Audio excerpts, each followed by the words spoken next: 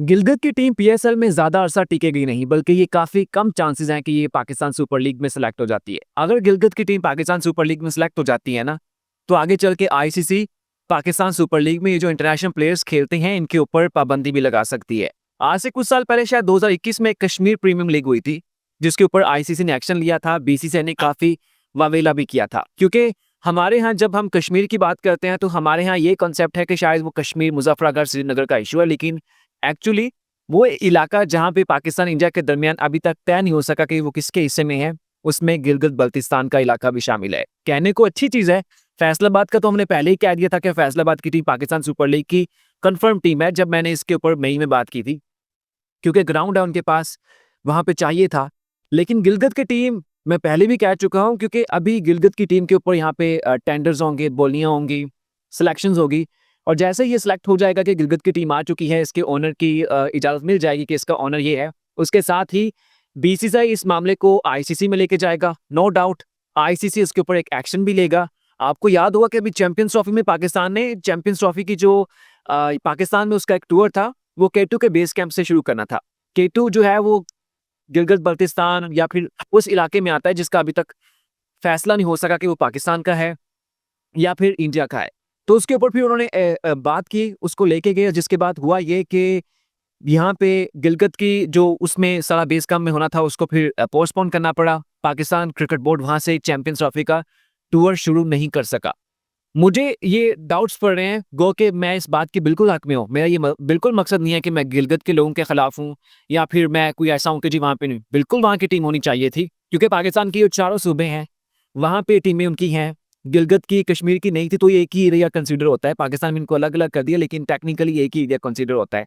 तो वहाँ पे जो टीम थी, उस टीम को ले तो आएँगे, लेकिन आगे प्लेयर्स के ऊपर आईसीसी क्या एक्शन लेता है, वो देखने वाला होगा। क्योंकि आप जो पाकिस्तान में देखते हैं, उनको अच्छे तरीके से आइडिया होगा कि इंडिया ने तो वो जो उनका कश्मीर है, वो जो उनका बाकी एरिया है, उसको जम्मू को उन्होंने अपनी जो सेंट्रल गवर्नमेंट है उससे कनेक्ट कर लिया। लेकिन पाकिस्तान में मुज़फ्फराबाद हो, चाहे गिलगित बल्तिस्तान हो, ये सेंट्रल एरिया से कनेक्ट नहीं है। मतलब दस्तूर साज़ असेंबली उनकी एक अपनी कानून साज़ असेंबली है कश्मीर की। मुज़फ्फराबाद उसका हेडक्वार्टर है, पाकिस्तान में उसका कैपिटल है। गिलगित बल्तिस्तान का स्कर्दू है, हुंज़ा है, ऐसे इलाके हैं, तो उनकी एक अलग गवर्नमेंट है। लेकिन इनका पाकिस्तान की गवर्नमेंट के साथ कोई इश्यू नहीं है। पाकिस्तान का कोई शख्स जो है वो वहाँ पे प्रॉपर्टी नहीं ले सकता। पाकिस्तान वहाँ पे जो लोग हैं वो उनके अपने इलेक्शंस होते हैं, लेकिन पाकिस्तान की जो नेशनल असेंबली है, पाकिस्तान का सेनेट है, इवन पाकिस्तान की जो गवर्नमेंट होती है, जो पाकिस्तान की सेंट्रल गवर्नमेंट है, उनमें उनकी कोई शेयर नहीं होती, क्योंकि वो अभी तक एक अनडिस्प्यूट एक एक एक मुतनाज़ा इलाका आप कह लें। तो अब वहाँ पे एक टीम आएगी गिलगित की, तो इसके ऊपर इंटरनेशनली बातें तो होंगी।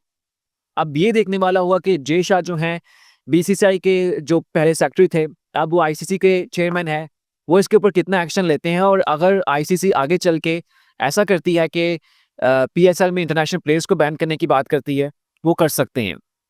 क्योंकि इंडिया ने आज तक जम्मू की टीम भी नहीं आई, श्रीनगर की टीम भी नहीं आई, लद्दाख वगैरह इस पूरे इलाके की टीम नहीं आई। इवन वहाँ पे उन्होंने कभी मेरे ख्याल में इंटरनेशनल मैचेस भी नहीं करवाए।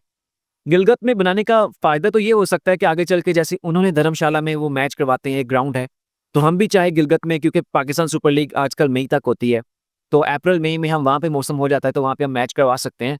लेकिन प्रॉब्लम वही है कि इसके ऊपर ये देखने वाला होगा कि आईसीसी इसके ऊपर क्या एक्शन लेती है, और आईसीसी अगर एक्शन लेती है तो ये चीज़ कोई बहुत अनएक्सपेक्टेड नहीं होगी मेरे लिए। लेना उसको आईसीसी कहीं न कहीं पे बीसीसीआई के इस मामले में बिल्कुल हक पे भी होगी, क्योंकि इंडिया ने भी आज तक इसके ऊपर हिम्मत नहीं की कि आईपीएल में वो टीम लेके आए, उनके ऊपर भी बाज़ी उठी कि भई टीम होनी चाहिए। लेकिन ये थोड़ा-सा ना वो अनफ़ेयर कह लें कि एक इलाके का फ़ैसला नहीं हो सका, लेकिन अब जिसके पास ये इलाका है, वहाँ के लोगों को उनको भी तो राइट है ना कि पाकिस्तान सुपर लीग है, वहाँ पे भी क्रिकेट लेके जाएँ, लोग देखें वहाँ पे क्रिकेट को प्रमोट कर सकें, क्योंकि वहाँ पे वो उनकी पोलो का एक फेस्टिवल होता है, पोलो की वहाँ पे टीम्स होती हैं, वहाँ पे फुटबॉल काफ़ी लोग खेलते हैं, तो वहाँ पे क्रिकेट को लेके जाना है, डेफ़िनिटली ग्राउंड बनेगा, तो चीज़ें थोड़ी-सी कॉम्प्लिकेटेड होंगी, क्योंकि मैं एक्सपेक्ट कर रहा था कि फैसलाबाद की टीम है, उसके साथ यहाँ पे दूसरी टीम जो होगी वो मुझे लग रहा था कि वो हैदराबाद की होगी, क्योंकि वो सिंध की एक टीम थी। तो हैदराबाद के लोगों ने कहा कि ग्राउंड उनका बन रहा है, तो सियालकोट की बातें की जा रही थी। मुझे यही लग रहा था कि सियालकोट या फिर हैदराबाद 8वीं टीम होगी, 7वीं तो सबको पता था कि फैसलाबाद की होगी। तो अब मुझे बहरहाल ये समझ नहीं आई कि पाकिस्तान क्रिकेट बोर्ड ने 6 नाम दिए थे, जिसमें पिंडी का था, सियालकोट का था, मुज़फ़्फ़राबाद का था, यहाँ पे हैदराबाद का था। लेकिन अब यहाँ पे उन्होंने कहना शुरू कर दिया कि 2 टीम्स हैं, यानी कि जो फ्रेंचाइज़ीज़ थे जिसने टीम खरीदी थी, उससे पहले ही इन्होंने बता दिया कि भाई ये 2 टीमें हैं, इसमें से आपने बोली लगानी है। ये थोड़ा-सा अनफ़ेयर सा मामला हो जाएगा, क्योंकि ये तो आपको जो फ्रैंचाइज़ी जिसने खरीदी थी उनके ऊपर आपको देना चाहिए था ना, कि सियालकोट का ज़्यादा बोली लगाता है, रावलपिंडी की लगाता है, उसका जो अल्टीमेटली फ़ायदा था वो पाकिस्तान सुपर लीग को होना था, कि यहाँ की जो ओनर्स थे जो उनकी टीम्स के मालिकान थे, जिसने खरीदी थी वो ज़्यादा पैसा देता इनको, इनकी फॉलोइंग अच्छी होती। तो मुझे कुछ समझ नहीं आया कि ये पहले कहा कि 6 टीमें हैं और अभी उनकी बिडिंग की जो 15 दिसंबर डेट है उससे पहले ही इन्होंने दूसरा तरीका कर लिया है। तो बेस्ट है, उम्मीद तो यही करते हैं कि जो आईसीसी है वो कोई एक्शन ना ले पीएसएल के खिलाफ, और ये जो एक पूरा सिलसिला है गिलगित की टीम का चले, मुज़फ़्फ़राबाद की टीम भी हो, हैदराबाद की टीम भी हो यहाँ पे जो सवात है उसकी टीम भी हो, इन सभी टीम्स को मौका मिलना चाहिए, क्योंकि पीएसएल की अभी 10 सीज़न तक 8 टीमें हो जाएँगी, और जैसे 2030 में पीएसएल का 15वां सीज़न कंप्लीट होगा तो इसमें 2 नई टीम्स ऐड की जाएँगी।